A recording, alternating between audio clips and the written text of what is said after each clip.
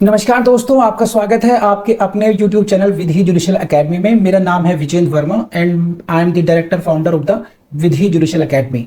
We provide coaching for the judicial services exams, and through this video we are trying to reach out to you to provide you full professional exam oriented coaching for the judicial services, and that is free of cost. इन classes में जो videos हम आपको provide करेंगे, we are going to provide you the entire foundation course including all the books, including all the details whether it is required for the prelims or mains or for the guidance for the interview. Means in videos को आपने सिर्फ इतना करना है, sequence में देखना है, playlist को अच्छी तरीके से देखना है। सब्जेक्ट वाइज मिल जाएंगे आपको, CPC, constitution, contract, BNS, BNSS, इन सब की प्लेलिस्ट आपको सीक्वेंस में मिलेगी। इन प्लेलिस्ट को देख करके आपने you have to take the coaching from the scratch.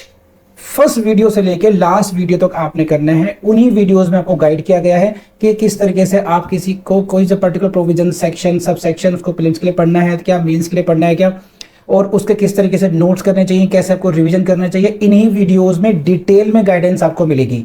तो प्लीज आपसे ये रिक्वेस्ट है, आप ये ना समझें कि यूट्यूब में फ्री में दिया गया है तो फिर ऐसे ही होगा। ये वो प्रोफेशनल कोर्स है जिसके लिए हम लोग अच्छी खासी हाई फीस लेते आए हैं स्टूडेंट से, लेकिन एक टाइम आता है इंसान को समाज के लिए भी करना चाहिए, और उसी इंटेंशन के साथ में we are providing you the entire course free through the YouTube channel Vidhi judicial academy. तो प्लीज हर वीडियो की जो थंबनेल है उसको देख करके आपको आइडिया लग जाएगा कि इसका सब्जेक्ट क्या होने वाला है। कुछ टॉपिक्स ऐसे होते हैं जिनको एक लेक्चर में कवर नहीं किया सकता, तो उसमें लेक्चर नंबर 1, 2, 3 सीक्वेंस से मिलेगा।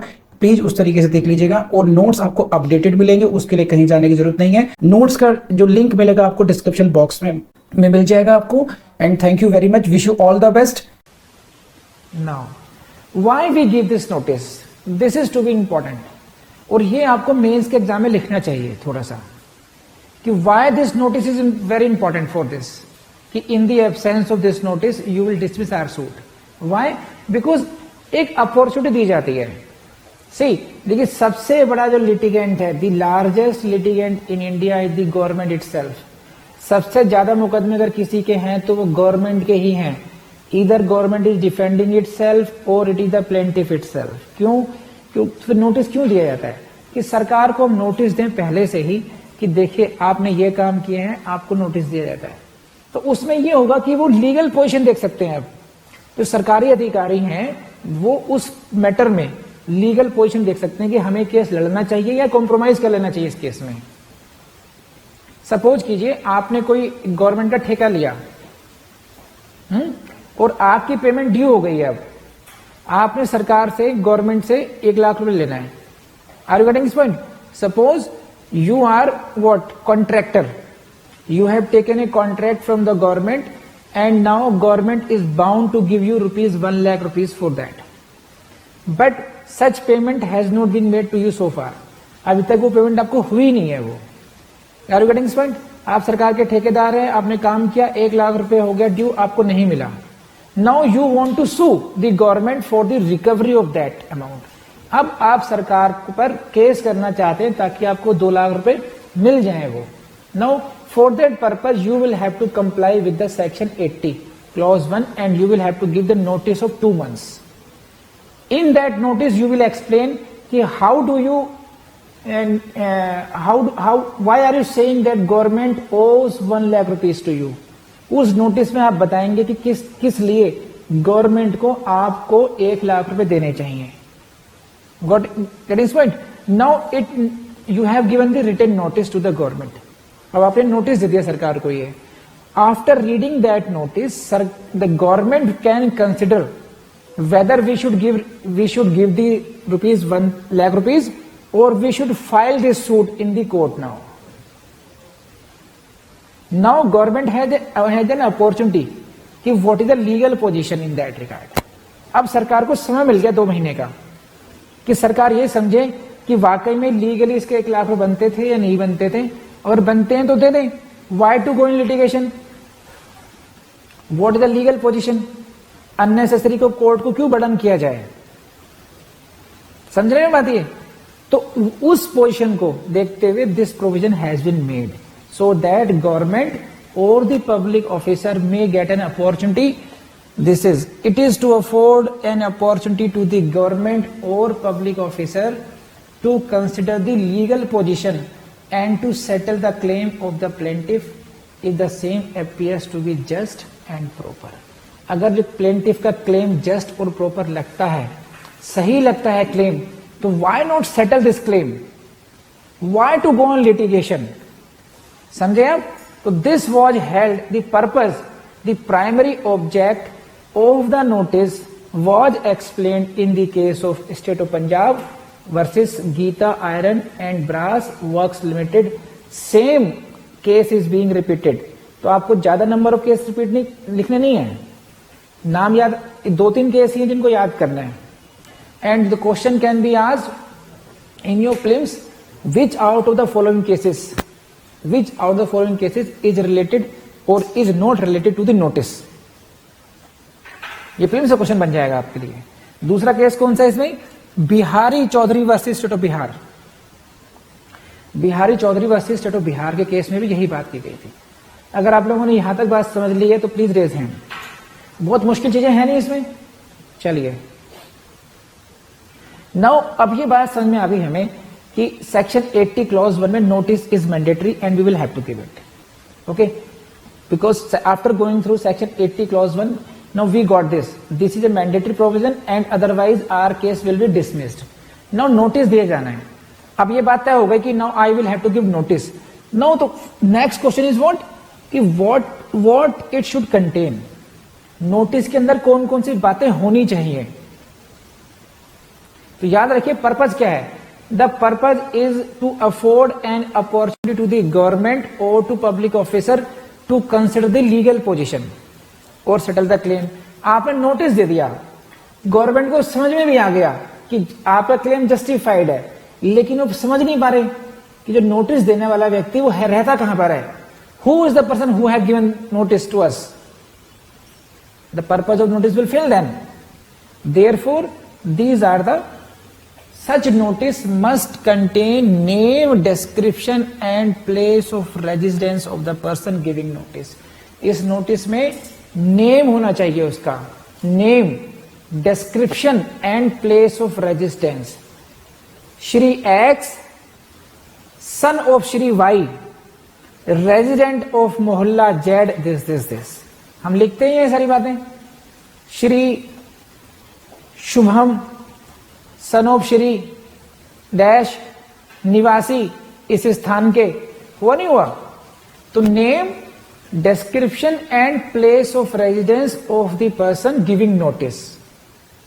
Secondly क्या होना चाहिए? A statement of the cause of action.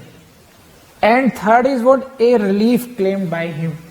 So these are 3 important formalities which a notice should contain.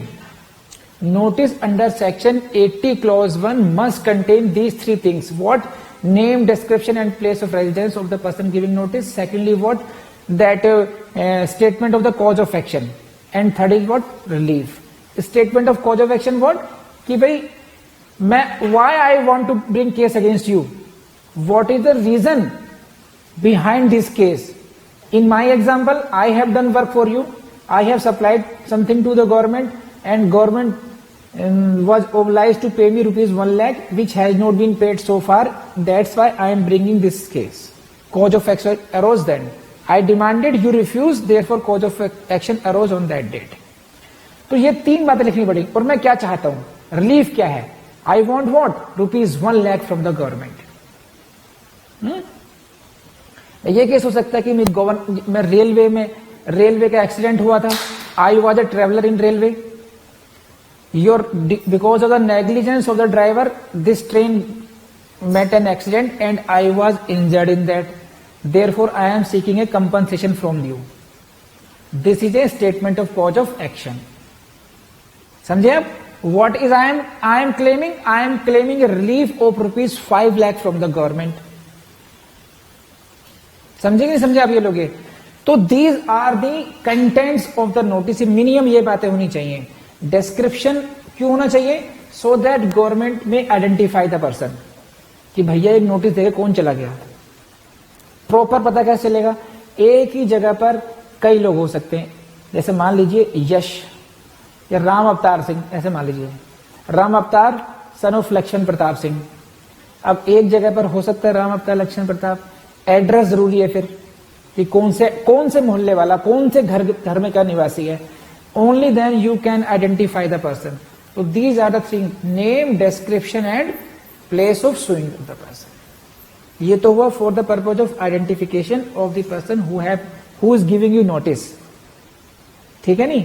उस व्यक्ति को तक पहुंचने के लिए, उस व्यक्ति को पहचानने के लिए उसका नाम, उसके पिता का नाम, उसके रहन का, उसका निवासी कहाँ का है वो, और ये कि भाई वो उस केस का कारण क्या है, what is the cause of action in that, and secondly वो क्या रिलीफ चाहता है गवर्नमेंट से। ये बातें होनी चाहिए उसमें। अब ये बातों के लिए क्या कोई टेक्निकल उसकी फॉर्म भी है, कोई स्पेसिफाइड परफॉर्मा है उसका? That is note form of the notice. A notice under section 80 need not be in a particular form. Got it? As no form has been prescribed by the code for the purpose. It is sufficient if the notice complies with the requirements of the section. Meaning no prescribed performa is there. You can give the notice in any way. The only requirement is that you must mention these three things. Name, description, residence, cause of action and relief claimed. ये होना चाहिए उसमें बस। After reading the notice one must be able to gather these details, otherwise no prescribed proforma is there.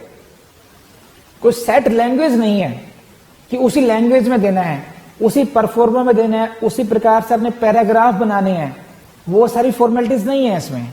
जैसे for you का information, those who have some kind of reservation, suppose के लिए OBC, SC, ST, then commission gives you a prescribed performa that your certificate should be only in this performa.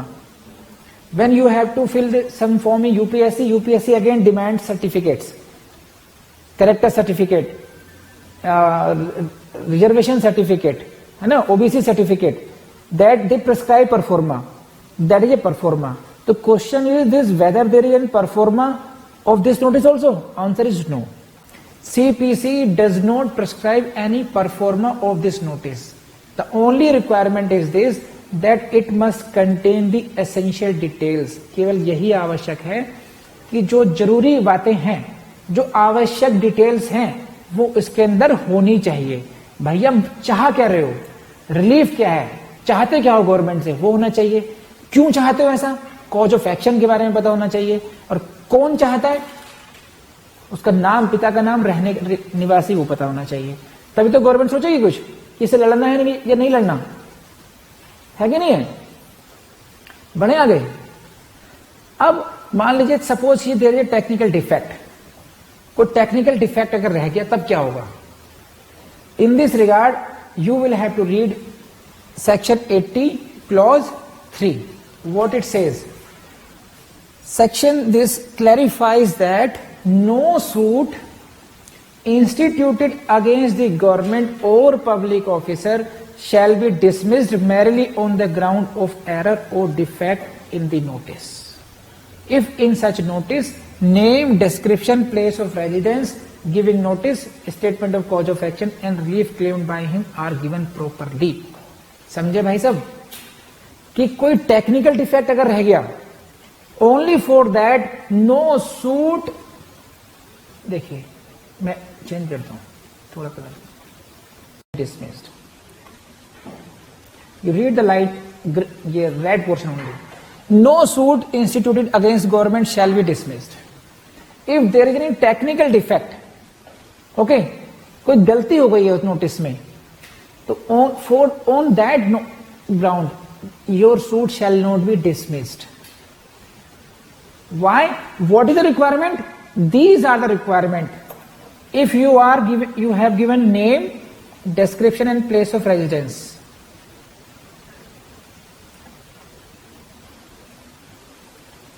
ये जो बातें हैं ये, if you have given these details, see this slide, if you have given these details, then even if you have done some technical error, technical error क्या हो सकता है, आपने जो कोई एड्रेस गलत लिख दिया उसका, जिसको वो अथॉरिटी का नाम गलत लिख दिया आपने, कोई टेक्निकल डिफेक्ट रह गए उसमें, उन टेक्निकलिटीज की वजह से आपका सूट डिसमिस नहीं होगा, बशर्ते आपने ये बात रख रखी। Mainly these are the essential ingredients. समझे नहीं समझे? ये बात हुई, जैसे समझ लीजिए आपसे कहा जाए चाय लाने के लिए, तो चाय में क्या होगा, अगर दूध अदरक वाली चाय है तो भाई पानी, दूध, चाय की पत्ती होनी चाहिए, अदरक होना चाहिए, सारे हो गए एसेंशियल इंग्रेडिएंट्स। तो अब वो आप यूं कप में ले आइए, है ना, ग्लास में ले आए, या प्रॉपर तरीके से प्लेट में सर्व करके एक ट्रे में लेकर आए, तो आपको सर्व करने में अगर गलती हो गई आपसे, वो क्या हुआ, टेक्निकल डिफेक्ट हो गया आपसे वो। लेकिन एसेंशियल चीजें हैं, अदरक की चाय तो है ना। इसी तरीके से नोटिस में जो अदरक है, जो चाय की पत्ती है, जो एसेंशियल इंग्रेडिएंट है वो ये हैं, ये होने जरूरी हैं। अगर ये हैं तो no technical defect is material for you. Technical defect is immaterial in case of notice. Okay, technical defect की कोई इंपॉर्टेंस नहीं है,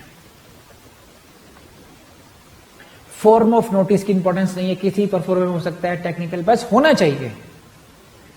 आप इसके कॉन्सेप्ट को समझेंगे तो समझ जाएंगे कि जोर कहां पे, फोर्स कहां पर है, कि गवर्नमेंट को यह अपॉर्चुनिटी मिल जाए कि भाई ये आदमी पे केस करने वाला है, क्यों करने वाला है, इसे क्या चाहिए हमसे।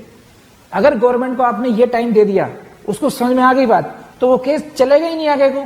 इतनी बात चाहिए बस उसमें, कोई कि ऑर्नामेंटल फॉर्मेलिटीज नहीं चाहिए हमें, टेक्निकलिटीज इन्वॉल्व नहीं है इसमें। जो पर्पज है, मेन पर्पज क्या है, to make aware the government, to make aware the public officer, उसको चल जाए पता कि भाई ये है प्रॉब्लम। बढ़े आगे,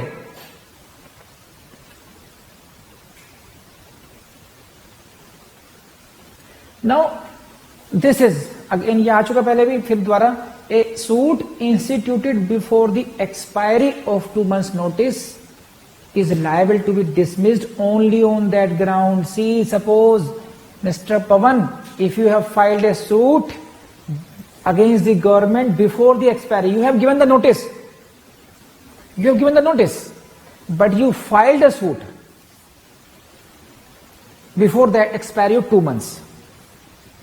तो government need not to explain it, government will not go into details, merit पे नहीं सुना जाएगा, सिर्फ ये कहना है गवर्नमेंट लीडर को कि जनाब this suit has been filed prematurely and your suit will be dismissed only on that ground. समझे आप नहीं समझे?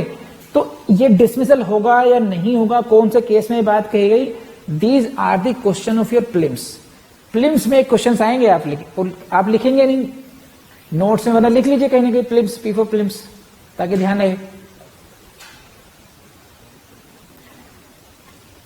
नाउ सपोज कीजिए 80 में एक ऑर्डर पास हो गया, your suit has been dismissed, an order has been pass under this.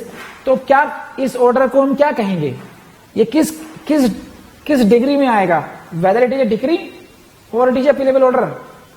This is the question of your prelims as well. तो please note it, an order pass under section 80 is neither a decree nor an appealable order, because it is no decree, because it is not deciding conclusively your case on merits. It is not an appealable order as well. Order passed under section 80 is neither a decree nor an appealable order. Appealable orders की कौन सा order है, order 43 यही है ना। Appeal from N order कहां पर दिया हुआ है, 43 में। वहां पर ऑर्डर रूल 1 में लिस्ट दी हुई है कि विच ऑर्डर्स आर अपीलेबल। तो this order is not in that category, तो this order is not appealable and this is not also decree. So if someone is aggrieved, तो वो क्या कर सकते हैं, उनके लिए है they can go in revision, one can go in revision against this. इस लाइन को लिख लीजिए, जब मैं रिविजन पढ़ाऊंगा तब समझाऊंगा इसको। An order under section 80 of the code is a case decided, इसको ऐसे ही याद करेंगे अभी, क्योंकि फिर वो रिवीजन वाला एक सेकंड लाइन खुल जाएगी अदरवाइज।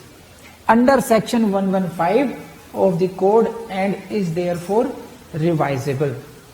सेक्शन 80 के ऑर्डर में, सेक्शन 80 में अगर कोई ऑर्डर पास हुआ है तो आप रिवीजन में जा सकते हैं, ना आप अपील में जा सकते हैं एज ए डिक्री, ना as an appeal against order.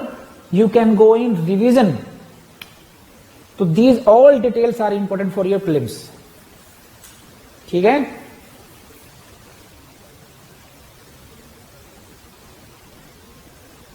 Now question is this, notice under section 80 is mandatory. Can government itself say कि you need not to give us section 80 notice, waiver of notice? क्या government notice को waive कर सकती है? Answer is this. See, notice under 80 is for the benefit of the government और public officer. जैसे मैंने explain किया, this notice is given to make the officer or the government aware to know this suit can be filed against you. If you want to settle it, you can settle it. So therefore it is open to the government or the public officer to waive such benefit. Government चाहे तो उस benefit को waive कर सकती है. Government चाहे कि नहीं ठीक है, we need not to this, you can go ahead, but it is not. So this is the point, and again this point is very important for your prelims. Government चाहे तो वेव कर सकती है, नहीं तो नहीं करेगी. पब्लिक ऑफिसर और गवर्नमेंट चाहे तो उसको वेव कर सकते हैं. I think you can see it in your notes as well. Notes में दिया गया. तो इट इज मेकिंग योर, मैंने आपसे कहा था देखिए कि विधि में I will reduce your efforts up to 70%.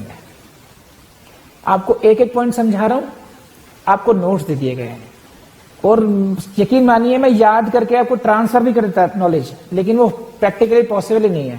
आपको खुद ही याद करनी पड़ेगी. बस वही काम छोड़ा है आपके लिए मैंने. सही है नहीं, केवल याद करके प्रैक्टिस करनी है आपने. अदरवाइज तो फिर एक उंगली से उंगली टच करते. ये थ्री इडियट में हुआ था ना, नहीं सॉरी, कौन सी थी, पीके में जो टेक्नोलॉजी ट्रांसफर हो गया था ऐसे, वो अभी टेक्नोलॉजी आई नहीं है. अदरवाइज तो मैं सब कुछ ट्रांसफर कर देता आपको. तो आपको केवल 30% छोड़ा है मैंने. ना आपको टेक्स्ट बुक पढ़नी, you don't need to read text book. Readymade notes मिल गए आपको. You need to just cram these notes अब, और प्रैक्टिस करनी है आपसे. You will have to write at least 10 times this topic itself. 10 times must है. आज जो पढ़ेंगे कल आपको टेस्ट देना ही देना है यहाँ पर. इट इज मस्ट है. कर लेंगे. चलिए आगे बढ़ते हैं, और बातें नहीं करते ज्यादा. तो पहली बात ये होगी, गवर्नमेंट और public officer can wave this notice. Now regarding the limitation, period of limitation में, in computing the period of limitation for instituting a suit against the government or public officer, the period of notice has to be excluded. When you want, every one of you know about the limitation period. There is a prescribed period, है कि नहीं है? Limitation act में एक पूरा का पूरा prescribe period दे रखा है कि ये सूट कितने दिनों में लाया जा सकता है. रिकवरी सूट कितने दिनों में लाया जाएगा, सूट अगेंस्ट इमोरल प्रॉपर्टी कितने दिनों में लाया जा सकता है. तो there is a limitation period for every suit, है कि नहीं है ना. नाउ ड्यूरिंग कंप्यूटेशन, जब आप वो लिमिटेशन पीरियड काउंट करेंगे, आप वो डेज काउंट करेंगे आप, तो उसमें ये 2 months का notice can be excluded, so that your suit is not time barred. ये 2 महीने का नोटिस जो जा रहा है वो दैट कैन बी एक्सक्लूडेड, कि 2 महीने तो हमारे गवर्नमेंट के को नोटिस देने में ही वेस्ट हो गए थे. तो this can be excluded. Again, this information is very important for your prelims exam. ठीक है, कर लेंगे साहब. So this is all about the notice. Now next point. देखिए, इन वीडियोस के बारे में आपको अंदाजा लग गया होगा कि ये इनकी जो अप्रोच है वो है एग्जाम में कैसे आएगा. आपको बुद्धिजीवी बनाने की प्रयास नहीं किया गया है. तो अगर आपको ये प्रयास समझ में आया हो और आपको अच्छा लगता हो तो please help us spread awareness about this channel, so that कि बहुत से ऐसे स्टूडेंट होंगे, बहुत से खासकर ऐसी गर्ल्स होंगी जिनको उतनी अच्छी क्वालिटी कोचिंग नहीं मिल पा रही है.